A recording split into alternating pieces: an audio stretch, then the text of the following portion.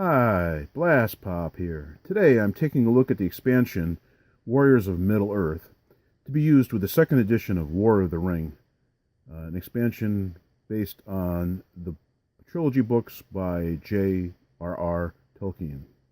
This is published by Ares Game, and it is a second major expansion for the large War of the Ring board game, if not epic. This comes in about a 1.5-inch box, nice and solid. And here's the back of the box to give you a sense of what's included therein. In addition to some miniatures, you get cards, a couple new dice. Actually, you get 48 plastic figures, 2 special action dice, 40 faction cards, 12 call to battle cards, 9 event cards, 1 Treebeard character card, 6 faction reference cards, which are really big cards,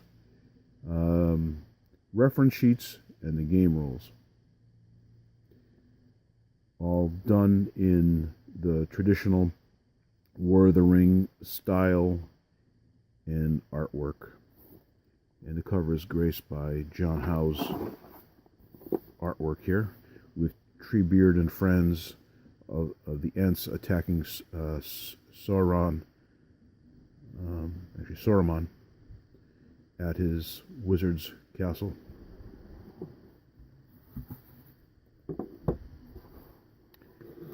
In the box is your set of rules that implement the new factions,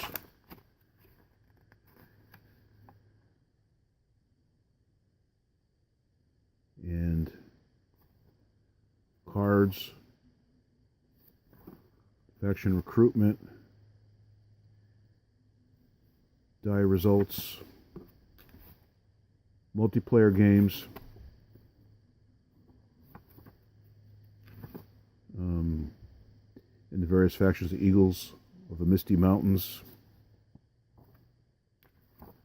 the Ents of Fangorn, another faction, Corsairs of Umbar,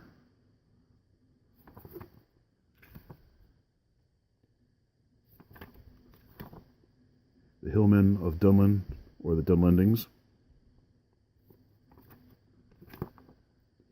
and the Broods of Shelob.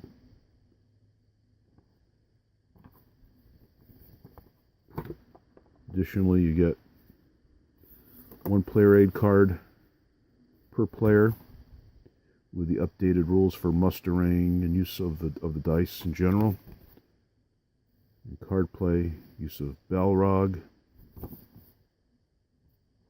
how to recruit a faction, 2 of them. You get a mini expansion called Tidings Not Burdens, and this, from what I understand, is more of a curiosity expansion, and includes a couple cards, and apparently unbalances the game in some way. Nice to have. I probably won't use it. Included are the big faction cards, 1 for each of the Dead Men of Dunharrow, the Eagles of the Mountains, the Ents of Fangorn, the Broods of Shelob, the Hillmen of Dunlin, and again, the Corsairs of Umbar. Nice illustration and a little bit of information, and then how to implement each of them in the game, where they set up, if there's any stack limits and restrictions, how you call them to battle. You put them right on the table there as a ready and quick reference instead of going back to the mini rules book. Additionally, we have more tarot size cards, and there's a goodly number of them.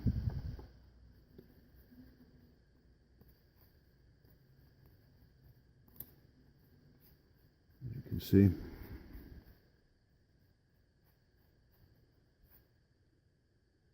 and it's Treebeard right there, upside down, such as he is. And then more cards to vary and possibly improve the value and interest of the game.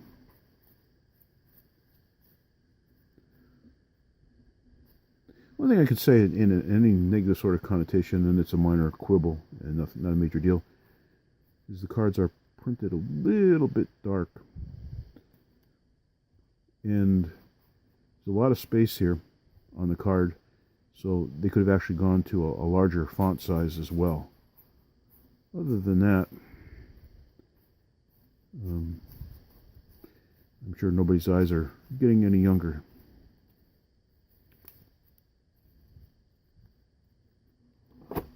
Also included are the 2 dice with special results. Custom dice are really nice. We have bunches of miniatures. Here's the Corsairs.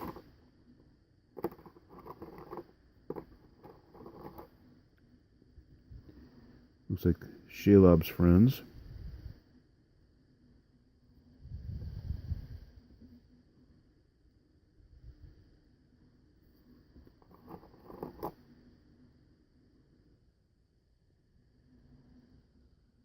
These look like they might be the dead men.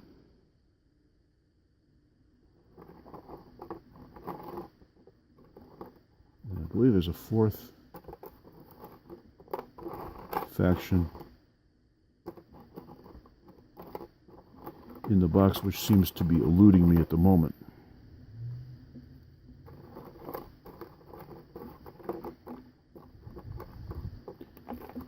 But actually, do I have them all? No. Then as far as the Fellowship, you've got the Eagles,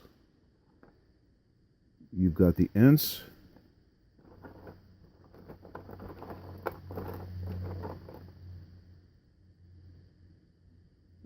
actually these are the dead men, I believe. So they're on the, I had to list them in the wrong faction. Traditionally, dead men you would expect to be on an evil side, but at least thematically. Alright, maybe there are 3 factions each. Anyway, so this gives you an idea of what they look like. Nicely done.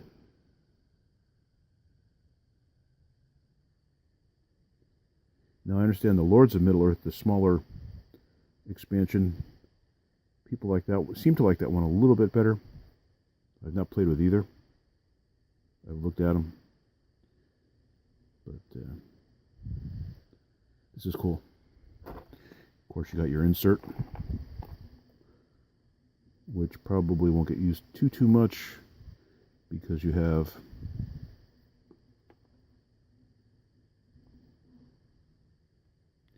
other storage for the big game as well. Altogether, I'm really pleased with this expansion. Looks nice. So, this has been Blastpop. Please comment, like, and above all, please subscribe. Bye.